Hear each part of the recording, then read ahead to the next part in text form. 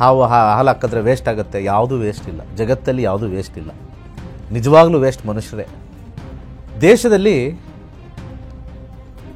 ನಾಗನ್ನು ಹೊಡೆದು ಅಥವಾ ಹಾವನ್ನು ಹೊಡೆದು ಸಾಯಿಸಿರ್ತಕ್ಕಂಥದ್ದು ಹೆಚ್ಚು, ಕಂಪೇರ್ ಟು ಆ್ಯಕ್ಚುಲಿ ಹಾವು ಕಚ್ಚಿಸ್ಕೊಂಡು ಸತ್ತಿರ್ತಕ್ಕಂಥದ್ದು ಭಾಳ ಕಮ್ಮಿನೇ. ಸಾಮಾನ್ಯವಾಗಿ ಭಾಳ ಹಿಂದೆ ಯಾಕೆ ನಾಗರ ಪೂಜೆ ಮಾಡಬೇಕು ಅನ್ನೋದು ಇತ್ತು ಅಂತಂದರೆ ಅದರಲ್ಲಿ ಬಹಳಷ್ಟು ವಿಶೇಷ ಮತ್ತು ವೈಶಿಷ್ಟ್ಯ ಇದೆ. ಜಾತಕಕ್ಕೂ ಹಾಗೆ ನಾಗರ ಪಂಚಮಿಗೂ ಸಂಬಂಧವೇ ಇಲ್ಲ. ನಮ್ಮ ಈ ಕೃಷಿನ ಸಂರಕ್ಷಣೆ ಮಾಡೋಕ್ಕೆ ಹಾವುಗಳ ಪಾತ್ರ ಭಾಳ ದೊಡ್ಡದು. ಬೆಳೆದಿರ್ತಕ್ಕಂಥ ಎಲ್ಲ ಆಹಾರ ಧಾನ್ಯವನ್ನು ನಾಶಪಡಿಸ್ತಕ್ಕಂಥ ಒಂದು ವಿಚಾರದಲ್ಲಿ ಅದನ್ನು ಹತೋಟಿಲಿ ಇಡ್ತಕ್ಕಂಥದ್ದೇ ಹಾವುಗಳು. ಫುಡ್ ಸೈಕಲನ್ನು ನಾವು ನೋಡಿದಾಗ ಹಾವಿನ ಅವಶ್ಯಕತೆ ನಮ್ಮ ಕೃಷಿಗೆ ಭಾಳಷ್ಟಿದೆ. ಜಸ್ಟ್ ಡೈರೆಕ್ಟಾಗಿ ಹೋಗೋದು, ಹಾಲು ಹಾಕಿ ನಿಮ್ಮ ದೋಷ ಎಲ್ಲ ಹೋಗುತ್ತೆ ಅಂತ ಹೇಳ್ತಕ್ಕಂಥದ್ದು. ನಾಗರ ಪಂಚಮಿ ಅಂದರೆ ನಾವು ಹಾಲು ಹಾಕಿಲ್ಲ ಕಲ್ಲಿಗೆ ಅಂತಂದರೆ ನಮಗೆ ದೋಷ ಬರುತ್ತೆ ಅಂತ ನಾವು ನಾಡಲ್ಲಿ ಹಾಕ್ತಾಯಿದ್ದೀವಿ. ಅದು ಕೃಷಿ ಪ್ರಧಾನದ ಪ್ರದೇಶದಲ್ಲಿ ಹಾಕಬೇಕು. ಹೆಚ್ಚಾಗಿ ಹಾವುಗಳ ಸಂರಕ್ಷಣೆ ಭಾಳ ಇಂಪಾರ್ಟೆಂಟು. ಈಕೋಸಿಸ್ಟಮ್ಸ್ನ ನಾವು ಕಾಪಾಡಬೇಕು. ಆ ಈಕೋಸಿಸ್ಟಮ್ಸು ನಮ್ಮ ಹಿಂದಿನ ಸನಾತನ ಧರ್ಮದಲ್ಲಿ ಬಂದಿರತಕ್ಕಂಥದ್ದು. ಕುಡಿಯೋ ಮಕ್ಕಳಿಗೆ ಹಾಲಿಲ್ಲ, ಬಡವ್ರಿಗೆ ಹಾಲಿಲ್ಲ ಅಂತೆಲ್ಲ ಹೇಳ್ತಾರೆ. ಅದಕ್ಕೆ ಬೇರೆ ಗೌರ್ಮೆಂಟ್ ಅವರು ಬೇರೆ ವ್ಯವಸ್ಥೆ ಮಾಡ್ಕೋಬಹುದು, ಹಾಲೇ ಇರಬೇಕು ಅಂತೇನಿಲ್ಲ.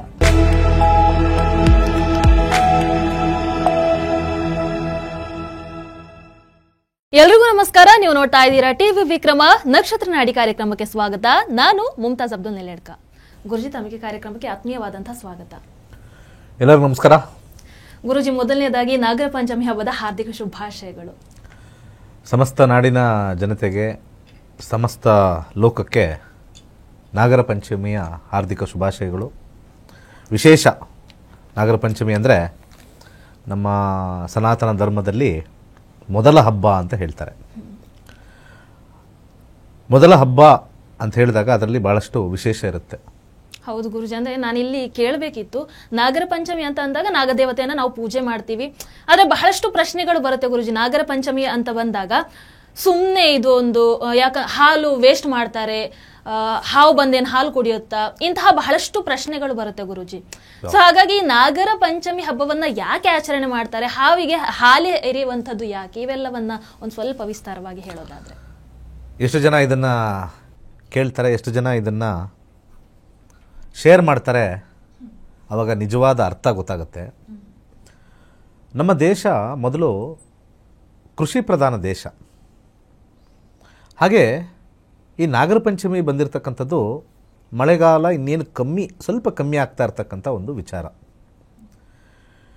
ಹಾಗೆ ಆಷಾಢ ಮುಗಿದು ಶ್ರವಣ ಸ್ಟಾರ್ಟ್ ಆದಾಗ ಎಲ್ಲರಿಗೂ ಕೂಡ ವ್ಯಾಪಾರ ವಹಿವಾಟು ಹೆಚ್ಚಾಗ್ತಕ್ಕಂಥದ್ದು, ಮತ್ತೆ ಬಿತ್ತನೆ ಮಾಡ್ತಕ್ಕಂಥದ್ದು, ಮತ್ತು ಈ ಒಂದು ಗದ್ದೆ ಹೊಲ ಅದಕ್ಕೆಲ್ಲ ಹೋಗ್ತಕ್ಕಂಥ ಒಂದು ಕಾರ್ಯ ನಡೀತಕ್ಕಂಥದ್ದು. ದೇಶದಲ್ಲಿ 20% ಈ ಇಲಿಗಳಿಂದ, ರ್ಯಾಟ್ ಅಥವಾ ಮೈಸ್ ಅಂತ ಕರೀತಾರೆ, ಅದರಿಂದ 20% ರೈತರು ಬೆಳೆದಿರ್ತಕ್ಕಂಥ ಬೆಳೆ ಹಾನಿ ಆಗ್ತಾ ಇರ್ತಕ್ಕಂಥದ್ದೇ ಈ ಒಂದು ರೋಡೆಂಟ್ಸ್ ಅಂತ ಕರಿತೀವಿ, ಮೈಸ್ ಅಂತ ಕರಿತೀವಿ. ನಮ್ಮ ಆಡು ಭಾಷೆಯಲ್ಲಿ ಹೆಗಣ ಮತ್ತು ಇಲಿ ಅಂತ ಹೇಳ್ಬೋದು. ಈ ಒಂದು ಸಮಸ್ಯೆ ವಿಚಾರದಲ್ಲಿ ಭಾಳಷ್ಟು ಕಡೆ ವಿಷಪ್ರಾಶನ ಇಡ್ತಕ್ಕಂಥದ್ದು ಅಥವಾ ಅದು ಇದು ಮಾಡ್ತಕ್ಕಂಥದ್ದು ಇದೆ. ಆದರೆ ಇವತ್ತಿನ ಸ್ಟ್ಯಾಟಿಸ್ಟಿಕ್ಸ್ ತೊಗೊಂಡಾಗ ಅದನ್ನೆಲ್ಲ ಹತೋಟಿಲಿ ಇಡ್ತಕ್ಕಂಥ ಕೆಲಸ ಮಾಡ್ತಾ ಇರ್ತಕ್ಕಂಥ ಏಕೈಕವಾಗಿರ್ತಕ್ಕಂಥ ಒಂದು ರೆಪ್ಟೈಲ್ ಅಂತ ನಾವೇನು ಕರಿತೀವಿ, ಅದು ಸ್ನೇಕ್, ನಾಗಾನೆ. ಇದು ಮೊದಲನೇದು. ದೇಶದಲ್ಲಿ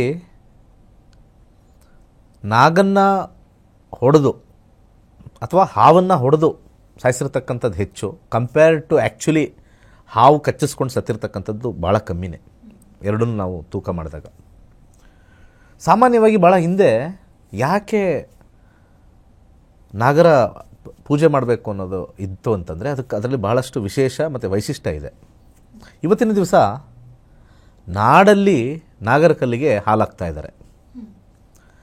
ಅದು ಭಯದಿಂದನೋ ಅಥವಾ ಜ್ಯೋತಿಷದಲ್ಲಿ ಬರ್ತಕ್ಕಂಥ ನಿಮಗೆ ದೋಷ ಇದೆ, ನಿಮಗೆ ನಾಗರ ಅಧಿಪತಿಯಾಗಿರ್ತಕ್ಕಂಥ ರಾಹು ಕೇತುಗಳು 5ರಲ್ಲಿ 8ರಲ್ಲಿ ಕೂತಿದ್ದಾರೆ. ಒಂದು ನಾಗರ ಕಲ್ಲಿಗೆ ಹಾಲಾಕಿ ಹಾವಿನ ಒಂದು ಸಮಸ್ಯೆ ಅಥವಾ ಹಾವಿನ ಪ್ರಯುಕ್ತ ಬರ್ತಕ್ಕಂಥ ಒಂದು ರಾಹು ನಿರ್ಮೂಲ ಆಗುತ್ತೆ, ನಿಮ್ಮ ದೋಷ ಅಂತ ಹೇಳ್ತಕ್ಕಂಥದ್ದು ತೋರಿಸ್ತಾ ಇದೆ. ಆ್ಯಕ್ಚುಲಿ ಇದು ತಪ್ಪು. ಜಾತಕಕ್ಕೂ ಹಾಗೆ ನಾಗರ ಪಂಚಮಿಗೂ ಸಂಬಂಧವೇ ಇಲ್ಲ. ಭಾಳ ಹಿಂದೆ ನಾವು ಗದ್ದೆ ಕಡೆ ಹೋಗಬೇಕಾದ್ರೆ ಅಥವಾ ಹೊಲದ ಕಡೆ ಹೋಗ್ಬೇಕಾದ್ರೆ ನಾಗರ ಕಲ್ಲು ಅಲ್ಲಿ ಹೆಚ್ಚಾಗಿ ಅಲ್ಲಿ ಪ್ರತಿಷ್ಠಾಪನೆ ಮಾಡೋರು, ನಾಗರ ಕಲ್ಲನ್ನ. ಹಾಗೆ ಊರು ಒಳಗಡೆ ಯಾವುದು ನಾಗರ ಕಲ್ಲು ಇಡ್ತಾ ಇರಲಿಲ್ಲ. ಈ ಗದ್ದೆಗಳು, ಈ ಎಲ್ಲೆಲ್ಲಿ ತೋಟಗಳಿರುತ್ತೋ ಆ ಎಂಟ್ರೆನ್ಸಲ್ಲೋ ಸ್ವಲ್ಪ ಮೂಲೆಯಲ್ಲೋ ಒಂದು ಕಲ್ಲುಗಳನ್ನು ಸ್ಥಾಪನೆ ಮಾಡೋರು. ಯಾಕೆ ಗುರುಜಿ ಅದೇ ಎಕ್ಸಾಕ್ಟ್ ಹೇಳ್ತೀನಿ, ಭಾಳ ಇಂಟ್ರೆಸ್ಟಿಂಗ್ ಇದೆ. ನಾನು ಆಲ್ರೆಡಿ ಇದಕ್ಕಿಂತ ಮುಂಚೆ ಹೇಳ್ದಂಗೆ ನಮ್ಮ ಈ ಕೃಷಿನ ಸಂರಕ್ಷಣೆ ಮಾಡೋಕ್ಕೆ ಹಾವುಗಳ ಪಾತ್ರ ಭಾಳ ದೊಡ್ಡದು. ಈ ಇಲಿಗಳು ಬೆಳೆದಿರ್ತಕ್ಕಂಥ ಎಲ್ಲ ಆಹಾರ ಧಾನ್ಯವನ್ನು ನಾಶಪಡಿಸ್ತಕ್ಕಂಥ ಒಂದು ವಿಚಾರದಲ್ಲಿ ಅದನ್ನು ಹತೋಟಿಲಿ ಇಡ್ತಕ್ಕಂಥದ್ದೇ ಹಾವುಗಳು. ಬಟ್ ಆದರೆ ನಾವು ಅದು ಸಂರಕ್ಷಣೆ ಮಾಡಿ ನಮಗೆ ನಮ್ಮ ಧಾನ್ಯಗಳನ್ನು ಒಂದು ಲಾಸ್ ಆಗ್ದಂಗೆ ನಮಗೆ ಚೆನ್ನಾಗಿ ನೋಡ್ಕೊಳ್ತಕ್ಕಂಥ ಸಂದರ್ಭದಲ್ಲಿ ನಾವೇನು ಕೊಡ್ತೀವಿ? ಏನೂ ಕೊಡಲ್ಲ. ಅದಕ್ಕೆ ಏಕೈಕವಾಗಿರ್ತಕ್ಕಂಥ ಒಂದು ವಿಚಾರನ ಇಲ್ಲಿ ಹೇಳ್ತೀನಿ. ಯಾವಾಗ ಡ್ರೈ ಲ್ಯಾಂಡಲ್ಲಿರುತ್ತೋ ಹಾವುಗಳು ಬಹಳ ಸುಲಭವಾಗಿ ಹರಿದಾಡುತ್ತೆ ಡ್ರೈ ಲ್ಯಾಂಡಲ್ಲಿ. ವೆಟ್ ಲ್ಯಾಂಡಲ್ಲಿ ಅದು ಅದರ ಕೆಳಗಡೆ ಇರತಕ್ಕಂಥ ಸ್ಕೇಲು ಮೂವ್ ಆಗೋಕ್ಕಾಗಲ್ಲ, ತುಂಬ ಕಷ್ಟ. ಕೆಸರಲ್ಲಿ ಹಾವು ಅಷ್ಟು ಈಸಿಯಾಗಿ ಹೋಗಲ್ಲ. ನೀವೆಲ್ಲರೂ ಸ್ವಲ್ಪ ಡಾಕ್ಯುಮೆಂಟ್ ನೋಡ್ಕೊಂಬನ್ನಿ. ಕೆಸರು ಅಥವಾ ಮಣ್ಣು ಮಿಶ್ರಿತ ಕೆಸರಲ್ಲಿ ಅಥವಾ ಯಾವುದಾದ್ರು ಹೊಲದಲ್ಲಿ ತುಂಬ ತ್ಯಾವ ಇದ್ದಿರ್ತಕ್ಕಂಥದ್ದು ಹಾವುಗಳು ಫಾಸ್ಟಾಗಿ ಹೋಗೋಕ್ಕಾಗಲ್ಲ. ಯಾಕಂದರೆ ಅದೊಂಥರ ಅಂಟ್ಕೊಳ್ತಕ್ಕಂಥದ್ದು, ಇದು ಕಚ್ಕೊಳ್ತಕ್ಕಂಥದ್ದು ಕಮ್ಮಿ ಆಗುತ್ತೆ. ಈ ಒಂದು ವಿಚಾರದಲ್ಲಿ ಏನಾಗುತ್ತೆ, ಹಾವಿನ ಚರ್ಮ ಪೊರೆ ಬಿಡ್ತಕ್ಕಂಥದ್ದು, ಹಾವಿನ ಚರ್ಮಕ್ಕೆ ಗಾಯ ಆಗ್ತಕ್ಕಂಥದ್ದು ಹೆಚ್ಚು. ಇಂಥ ಸಂದರ್ಭದಲ್ಲಿ ನಮಗೆ ಹಾವಿನ ಅವಶ್ಯಕತೆ ಬಹಳಷ್ಟು ಇರ್ತಕ್ಕಂಥದ್ದು. ಯಾಕೆಂದರೆ ಇಲಿಗಳನ್ನು ಹತೋಟಿಲಿರ್ತಕ್ಕಂಥ ಒಂದು ಫುಡ್ ಸೈಕಲ್ ಅಂತ ನಾವು ಹೇಳ್ತೀವಿ. ಆ ಫುಡ್ ಸೈಕಲನ್ನು ನಾವು ನೋಡಿದಾಗ ಹಾವಿನ ಅವಶ್ಯಕತೆ ನಮ್ಮ ಕೃಷಿಗೆ ಬಹಳಷ್ಟಿದೆ. ಯಾವಾಗ ಈ ಮಳೆ ಆದ ನಂತರ ಈ ಒಂದು ವಿಚಾರದಲ್ಲಿ ಸ್ವಲ್ಪ ಇರ್ತಕ್ಕಂಥ ಹಾದಿ, ಅದು ಓಡಾಡ್ತಕ್ಕಂಥ ಹಾದಿ ಎಲ್ಲ ಸಮಸ್ಯೆ ಆಗಿರುತ್ತೆ. ಯಾಕೆಂದರೆ ಪ್ರತಿಯೊಂದು ಬಿಲವೂ ಕೂಡ ನೀರು ತುಂಬಿರುತ್ತೆ. ಬಿಲದಲ್ಲಿರೋಕ್ಕಾಗಲ್ಲ ಅದು ಹಾವು, ಅದು ಆಚೆನೇ ಇರಬೇಕು ಸ್ವಲ್ಪ, ಅಲ್ಲಿ ಇಲ್ಲಿ ಯಾವುದೋ ಪೊದೆಯಲ್ಲಿ ಮಳೆಗಾಲ ಆ ನೀರು ಹಿಂಗೋವರೆಗೂ. ಅಂಥ ಸಂದರ್ಭದ ಆಚೆ ಇರುತ್ತೆ, ಅದು ಅಲ್ಲಿ ಇಲ್ಲಿ ಹೋಗಿ ಭಯದಿಂದ ಹೋಗೋಕ್ಕೆ ಆ ಸಮಸ್ಯೆಗೆ ಅಲ್ಲಿ ಏನಾಗುತ್ತೆ, ಎಲ್ಲದಕ್ಕೂ ಏಟು ಬೀಳುತ್ತೆ. ನಮ್ಮ ಹಿಂದಿನ ಕಾಲದ ಋಷಿಮುನಿಗಳು ಏನು ಮಾಡಿದ್ರು, ಓಕೆ ಇದಕ್ಕೊಂದು ಮಾಡೋಣ, ಇದು ಮಳೆ ನಿಲ್ಲೋ ಅಂಥ ಒಂದು ಸಂದರ್ಭ ಬಂದಾಗ ಒಂದು ಹಬ್ಬ ಆಚರಣೆ ಮಾಡೋಣ. ಎಲ್ಲೆಲ್ಲಿ ನಾಗರಕಲ್ಲು ನಾವು ಪ್ರತಿಷ್ಠಾಪನೆ ಮಾಡಬೇಕು ಅಂತಂದರೆ ಎಲ್ಲೆಲ್ಲಿ ಕೃಷಿ ಪ್ರದೇಶಗಳಿದೆಯೋ ಅಲ್ಲಿ ನಾಗರಕಲ್ಲು ಪ್ರತಿಷ್ಠಾಪನೆ ಮಾಡಲೇಬೇಕು. ಈ ನಾಗರ ಪಂಚಮಿ ಅನ್ನೋ ಒಂದು ಹಬ್ಬವನ್ನು ಮಾಡಿ ಆ ನಾಗರಿಗೆ ನಾವು ಹಾಲನ್ನು ಹಾಕಿ ಅದು ಹರಿದಾಗ, ಅಲ್ಲಿ ಹಾವುಗಳು ಅದನ್ನು ಹರಿದಾಗ ಆ ಒಂದು ಹಾವಿನ ಚರ್ಮಕ್ಕೆ ಆ ಹಾಲಿನ ಲೇಪನ ಆಗುತ್ತೆ. ಯಾಕೆಂದರೆ ಹಾಲಿನ ಒಂದು ಅಂಶ ಜಿಡ್ಡಿರುತ್ತೆ. ಆ ಜಿಡ್ಡಿನ ಅಂಶ ಒಂದು ರೀತಿ ನಾವು ಕೆನೆ ಹಚ್ಕೊಳ್ತೀವಿ, ಗಾಯ ಆದಾಗ ತುಪ್ಪ ಹಚ್ಕೊಳ್ತೀವಿ, ಆ ರೀತಿ ಅದಕ್ಕೆ ಒಂದು ಸಮಾನವಾಗಿ ಹರಿದಾಡೋಕ್ಕೆ ಅಲ್ಲಿ ಹಾಲಿನ ಒಂದು ಮೆಡಿಸಿನ್ ಥರ ವರ್ಕ್ ಆಗಲಿ ಅಂತ ಹೇಳಿರ್ತಕ್ಕಂಥ ಒಂದು ಇತಿಹಾಸ ಭಾಳ ಹಿಂದೆ ನಮ್ಮ ಪೂರ್ವಜರು ಬರೆದಿಟ್ಟಿದ್ದಾರೆ. ಕಾಲಕ್ರಮೇಣ ಅದನ್ನು ಯಾರೂ ಹೇಳಲ್ಲ, ಜಸ್ಟ್ ಡೈರೆಕ್ಟಾಗಿ ಹೋಗೋದು, ಹಾಲು ಹಾಕಿ ನಿಮ್ಮ ದೋಷ ಎಲ್ಲ ಹೋಗುತ್ತೆ ಅಂತ ಹೇಳ್ತಕ್ಕಂಥದ್ದು. ನಾಗರ ಪಂಚಮಿ ಅಂದರೆ ನಾವು ಹಾಲು ಹಾಕಿಲ್ಲ ಕಲ್ಲಿಗೆ ಅಂತಂದರೆ ನಮಗೆ ದೋಷ ಬರುತ್ತೆ ಅಂತ ನಾವು ನಾಡಲ್ಲಿ ಹಾಕ್ತಾಯಿದ್ದೀವಿ. ಅದು ಕೃಷಿ ಪ್ರಧಾನದ ಪ್ರದೇಶದಲ್ಲಿ ಹಾಕಬೇಕು ಹೆಚ್ಚಾಗಿ. ಯಾಕೆಂದರೆ ಅದು ಯಾವ ಥರ ಭಾಳ ಹಿಂದೆ ನಾವು ನೋಡಿದ್ರೆ ಆ ಕಲ್ಲುಗಳು ಕರೆಕ್ಟಾಗಿ ಈ ಗದ್ದೆಯಲ್ಲಿರ್ತಕ್ಕಂಥ ಒಂದು ದಿಣ್ಣೆ ಕಟ್ತಾರಲ್ಲ, ಆ ದಿಣ್ಣೆ ಮೂಲೆಯಲ್ಲಿ ನೆಡ್ತಾರಲ್ಲಿ. ಯಾಕೆಂದರೆ ಅವ್ರಿಗೆ ತುಂಬ ಜನಕ್ಕೆ ಹಾವು ಎಲ್ಲಿ ಓಡಾಡುತ್ತೆ ಅಂತ ಗೊತ್ತು. ಗದ್ದೆ ಮಾಡೋರಿಗೆ, ಪೈರಿಗೆ, ಆ ಕಡೆ ಹೋಗ್ಬೇಡಲ್ಲ, ಯಾವಾಗಲೂ ಹಾವು ಓಡಾಡುತ್ತೆ ಅಂತ ಅದಕ್ಕೊಂದು ಹಾದಿ ಇರುತ್ತೆ. ಆ ಹಾದಿ ಜಾಗದಲ್ಲೇ ಅದನ್ನು ಪ್ರತಿಷ್ಠಾಪನೆ ಮಾಡೋರು. ಸೊ ಆವಾಗ ಇವರು ಹೆಣ್ಮಕ್ಳೆಲ್ಲ ಈ ಒಂದು ವಿಚಾರದಲ್ಲಿ ಅಲ್ಲಿ ಹಾವಿನ ಒಂದು ವಿಚಾರಕ್ಕೆ ನಮ್ಮ ಒಂದು ಅದಕ್ಕೆ ಒಳ್ಳೆಯದಾಗಲಿ ಅನ್ನೋದಾಗ ಕಲ್ಲಿಗೆ ಹಾಲನ್ನು ಎರಿದಾಗ ಅದು ಹರಿದಾಗ ಅಲ್ಲಿ ಏನಾದ್ರು ಬಂದು ಹೋದಾಗ ಅದಕ್ಕೆ ಮಾಲಿಷ್ ಆಗುತ್ತೆ, ಪಾಲಿಷ್ ಆಗುತ್ತೆ ಅಂತ ಹೇಳ್ತಕ್ಕಂಥ ನಿಜವಾದ ಪದ್ಧತಿ ಇರೋದು. ಅದು ಬಿಟ್ಟರೆ ಹಾಲು ಹಾಕಿದ್ರೆ ವೇಸ್ಟ್ ಆಗುತ್ತೆ, ಯಾವುದೂ ವೇಸ್ಟ್ ಇಲ್ಲ. ಜಗತ್ತಲ್ಲಿ ಯಾವುದೂ ವೇಸ್ಟ್ ಇಲ್ಲ. ನಿಜವಾಗ್ಲೂ ವೇಸ್ಟ್ ಮನುಷ್ಯರೇ.